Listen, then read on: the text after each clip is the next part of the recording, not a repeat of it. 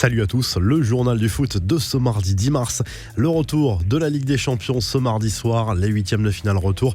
Le RB Leipzig accueille Tottenham. Le club allemand avait remporté le match aller 1-0 en Angleterre. Dans l'autre match, joué cette fois-ci à huis clos, Valence accueille l'Atalanta Bergame. Les Espagnols ont un retard de 3 buts à remonter. De son côté, le PSG retient son souffle au sujet de Kylian Mbappé qui a manqué l'entraînement de lundi en raison d'une angine. L'attaquant parisien n'est pas certain de pouvoir tenir sa place mercredi soir contre le Borussia Dortmund. Le staff médical se veut rassurant, mais il faudra sans doute attendre le dernier moment pour savoir s'il sera ou non aligné contre le club allemand. La tendance pour la compo parisienne irait plutôt vers une titularisation de Thiago Silva en défense centrale, un Marquinhos aligné au milieu de terrain avec Gay, derrière Neymar, Di Maria, Cavani et Kylian Mbappé s'il est remis. Des nouvelles de Ronaldinho, toujours détenu en prison et empêtré dans une histoire de faux passeport au Paraguay. Les avocats de l'ancienne star du PSG et du Barça s'activent pour obtenir sa libération et demandent une audience au plus vite. L'objectif est d'obtenir dans un premier temps une libération provisoire pour Ronaldinho et son frère.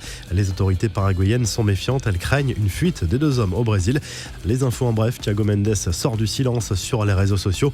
Écarté du groupe de l'OL lors des derniers matchs, le Brésilien a tenu à s'exprimer. Le milieu de terrain dément les rumeurs sur son hygiène de vie, un peu douteuse, et assure qu'il est disponible pour aider l'équipe. Il faut dire qu'avec l'arrivée de Guimaraes, la concurrence est montée d'un cran.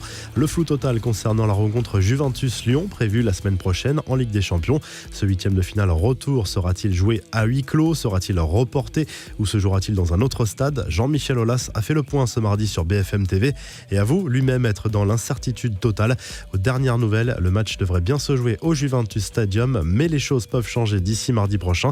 Selon RMC Sport, on s'interroge également sur la tenue de la finale de la Coupe de la Ligue entre le PSG et Lyon. Prévue le 4 avril, elle est concernée par l'interdiction des rassemblements de plus de 1000 personnes imposée par le gouvernement. Et forcément, cela pose problème puisque l'on attendait 80 000 spectateurs pour cette rencontre. La revue de presse, la peur du vide, c'est le titre du journal L'Équipe ce mardi. Allusion bien sûr aux conséquences du coronavirus sur le sport en général. France Football consacre sa une à Erling Haaland. Le magazine propose une longue interview du jeune attaquant norvégien avant la rencontre à PSG Dortmund en Ligue des Champions. En Italie, le foot et le sport en général à l'arrêt complet. Le Corriere dello Sport évoque la décision annoncée lundi de suspendre la Serie A. Les matchs de Ligue Europa et de Ligue des Champions sont maintenus pour le moment. En Espagne, on évoque aussi les conséquences du coronavirus sur le foot, à l'image du Mundo Deportivo. Des matchs vont se jouer à huis clos en Espagne également prochainement, difficile à digérer pour les supporters. Vous retrouvez l'actu foot sur topmercato.com, l'appli Top Mercato, et à très vite pour un nouveau journal du foot.